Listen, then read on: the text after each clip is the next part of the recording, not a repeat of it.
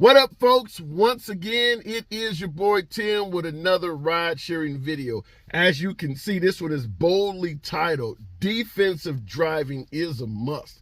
Now, what is defensive driving? Well, if you're taking a driver's ed course of something of that nature, it's generally the notion that you should drive for yourself and the next man on the road. There's a lot of distracted drivers on their phones and things like that. Kids running out in the street chasing toys and soccer balls and stuff of that nature. So you should be prepared to drive for yourself and all sorts of other unforeseen issues on the road. That's defensive driving from a driver's ed standpoint. We're not going to talk about any of that.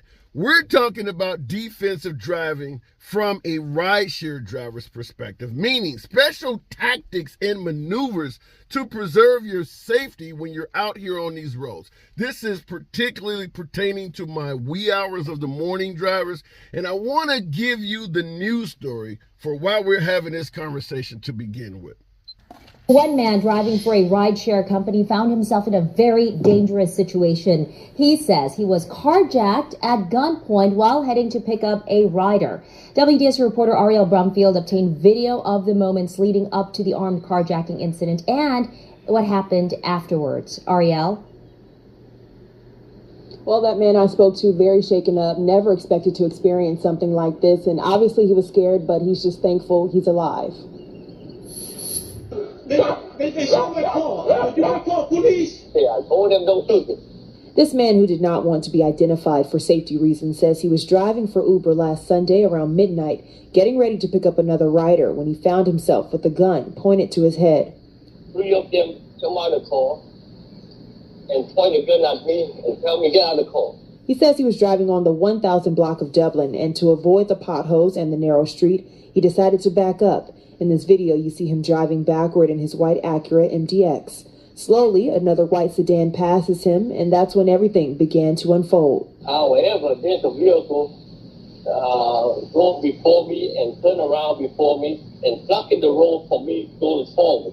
He says the car blocked him in, and 3 of the 4 masked men jumped out with guns, telling him to give up his car. Struggling to find the keys, he tells me they called him back to the car to find the keys and then took off. I would never, ever think that happened to me. So it happened, and it's scary. Because them youngsters, we all know that they don't care. They just shoot for anything. NOPD confirmed St. Bernard Sheriff deputies arrested 2 of the men for being in possession of the car. It's now a total loss. He says despite this very scary situation, he's not giving up so quickly. I'm going to let them scare me from making my money to pay my bills. And an Uber spokesperson released this statement saying, quote, the driver underwent a frightening experience at the hands of malicious third-party individuals and hope police will swiftly track down and apprehend those responsible. We have been in touch with him to check on his well-being and offer support. And NOPD tells me this is still an ongoing investigation. Reporting live on Dublin, I'm Ariel Brumfield, WDSU News. All right, Ariel, thank you.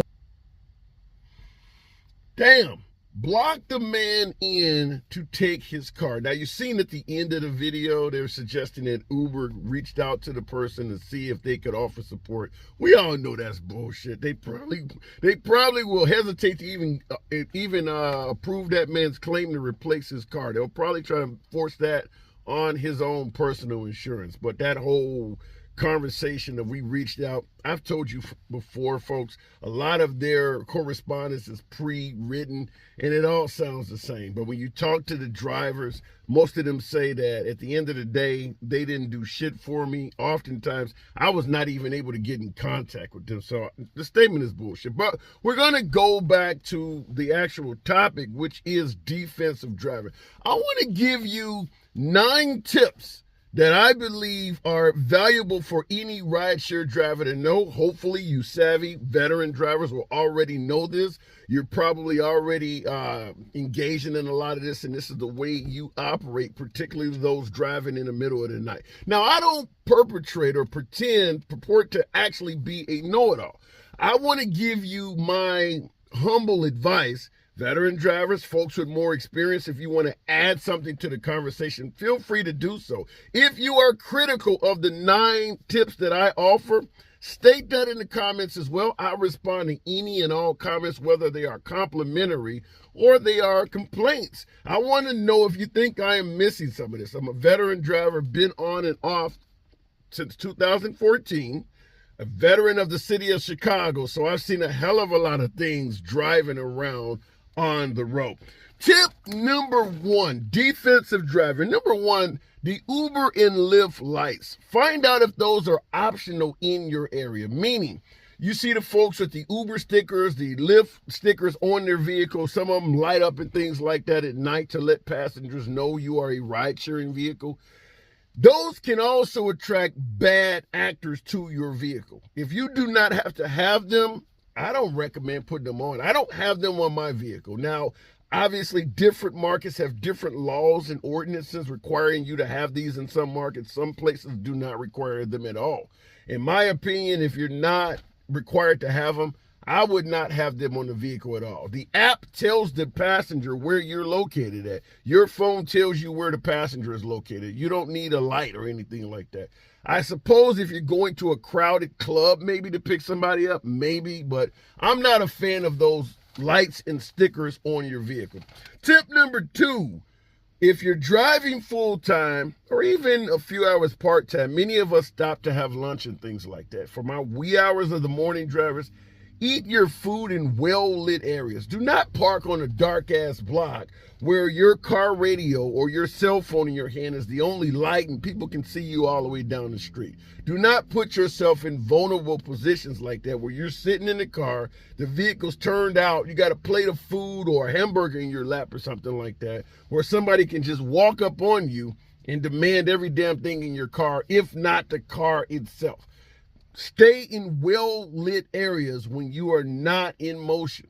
Next tip, number three, do not honk at bad drivers. You do not get involved in road rage incidents. You know what I'm talking about. Somebody's at a light too long or somebody cut you off. You're driving at 2 or 3 o'clock in the damn morning. Do not provoke road rage incidents. If somebody is doing something, go around their ass and keep going. Do not anger folks that may be drunk, may have a whole car full of gangbangers or something of that nature. Do not get involved in road rage incidents. And I cannot stress this to anyone enough, regardless of what time of the damn day it is. Never, ever, ever get out of your car to continue an argument. Stay in your vehicle. Do not ever get out of your damn car because somebody is saying something to you to defend your ego or to continue an argument. A lot of folks have died doing that. Do not do that.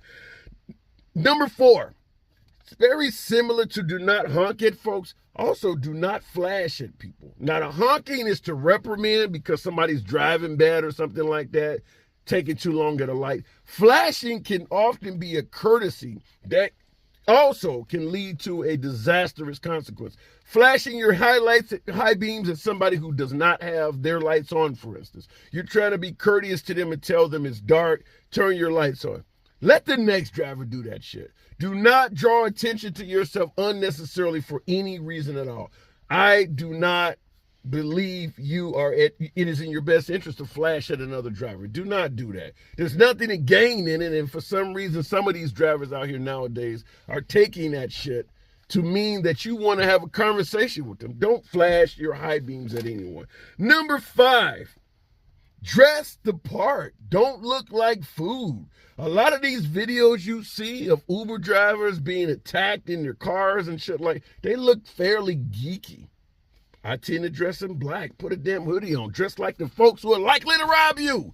Just don't look like food. I'm not saying you got to go around dressed like Shaft, which is what I'm often, a lot of folks suggest I dress like the guy, but you don't have to go and dress like Shaft with all black on and sunglasses at night. I get it. But do not look geeky. Do not wear valuables. You don't need to be doing ride sharing with a Rolex on, with your hand hanging out the window, or wearing blingy, jewelry and accessories that folks can see shining in the night light. Do not look like food. That way people won't try to eat your ass as much. So I do believe if you're going to be out in the middle of the night, dress the part. Dress the part. Just going to let you know that. Next, give people space so your ass don't get trapped in. Very similar to what just took place in that video. If you're driving down a block, Pay attention to what's going on in that block. Is there cars in the road that shouldn't be? Are there people standing around? If you see folks in the middle of the street maybe having an argument, getting involved in a dice game, whatever the hell may be. I'm from the city of Chicago. I've seen all of this stuff. People in the middle of the street that should not be there at 2 or 3 o'clock in the morning, go down the next block. Do not drive down that block slowly, hoping that they get out of the way. For all you know, that may be a diversion to get you to slow down so someone else can spring out from other parked cars on the block and get your ass. So do not go places where it is designed, whether naturally or unnaturally, to cause you to have to slow down in the middle of the street. That's what I say. Give folks space. Same thing when you're driving down the street. Do not ride the ass of some car in front of you. Because if somebody pulls up behind you and gets on your bumper because you're so close to the car in front of you, you're stuck. Your ass is stuck. You always want to give yourself room to maneuver because of exactly what happened to the gentleman in this video. Next, do not stop just any damn where for fuel. Same thing with the restaurants and things like that. If you're out driving at 2 o'clock in the morning and you need to get gas, your ass need to pay close attention to where you're stopping for that gas. A lot of shit happens at the pump. There are a host of videos of people being robbed, carjacked, and even killed while simply trying to get gas. That is a very vulnerable spot. Yours truly, now you can take this any damn way you want. I understand they advise that you turn your car off for safety reasons when putting fuel in the vehicle. I don't do that shit. I leave my vehicle on. And when I'm pumping fuel, I get back in the vehicle, lock the doors, and the car is on. If something kicks off, you got a much better chance of driving off and ripping that freaking gas pump than you do with the people that are trying to get to you. The gas pumps themselves have shutoff valves in them. So if you drive off with a gas pump sticking in your ignition, for the most part, there's not a lot of harm done to your car. It's going to rip off the gas pump. You can deal with that shit later. But your safety is paramount. You want to be able to move when you need to move. So do not get out, get gas, stand by your car, leaning up against the car on a cell phone, not paying attention to a damn thing going around you, because that is where a lot of folks get jacked. Pay attention when you're getting gas. Keep your head on the swivel, particularly if it's 2 or 3 o'clock in the morning. Do not stop at these rinky-dink gas stations in the hood, gas stations where you go in, for all of you urban folks, where they got bulletproof glass and bars and shit. If you're going to stop at some shit like that, you really need to pay attention. There's a reason why they have all of those security devices up in that gas station, where you can't even touch the hand of the guy that is behind the register because he's behind bulletproof glass. Avoid stopping in those places altogether. Really any time of the damn day, but in the middle of the night, that should be damn near a no-go zone. Next, pay attention to obstacles in the road that might slow you down. Now, I mentioned this a minute ago about, car, with the guy getting in the video being boxed in and them carjacking him. If you drive down the street, like in Chicago, where I'm from, when they had the projects up, they would put big ass garbage dumpsters in the middle of the street. You can put them spaced so that anybody coming down the street has to really swerve to get around them. That slows down traffic and prevents anybody from, say, committing a drive-by and being able to drive off at full speed. Because they got to swerve back and forth. That gives you plenty of time to return fire. This is the shit they think about in urban areas. If you look down a block and something does not look right, as I stated before, do not go down that block. Remember, folks, in ride sharing, the typical trip pays $10. Risk, cost versus risk analysis. Don't risk your life for a single trip. None of these trips are worth this type of risk. Now, obviously, the obvious comeback is if you got to do all this shit, you probably should not be in ride sharing to begin with. I don't necessarily disagree with that, in particular, being out in the wee hours of the morning. I've said before in a number of videos, I do not drive in the wee hours of the morning. They don't pay us anything addition. There's no additional pay to drive in the wee hours of the morning. It's very unlikely you're going to see a lot of surges unless maybe the after club crowd. There's just no reward for being out during the most dangerous hours of the day. So understand it. But if this is what you have to do, this is the way you make your money, feed your family, that is why I'm giving this advice. Because no matter how dangerous it gets, there are going to be people that are going to do this shit. They just have to do this to feed their family. Maybe they let Uber or Lyft convince them into some ridiculous shit like leasing a vehicle or getting them in some form of a contract they can't get out of. This whole new electric vehicle craze that the cities are pushing and Uber and Lyft is on board with. Different video, but be aware that, once again, you need to think twice before entering into long-term contracts based on your pay with these ride-sharing companies. Just understand that. Last but not least, this is something, once again, I do. In my opinion, I think it's a good idea, but you guys can let me know in the comments if this is something maybe you're not on board with. When it comes to stopping at an intersection in the middle of the night, 2, 3 o'clock in the morning, you get hit with a red light or something like that. I don't pull right up to the intersection. Generally, a lot of intersections, you got the 2 white lines going across, the crosswalk for the person to walk across the street. I do not pull right up to that. You know why? Because when somebody's crossing the street, if you're right at that, that means that person's going to be right on your vehicle. Meaning they could just be casually walking across the street and you not realize that they are a threat until they turn and come right to your vehicle. I stopped several feet back from the double yellows, or from the crosswalk rather. That way, if you're crossing where I'm at, something's fucking wrong.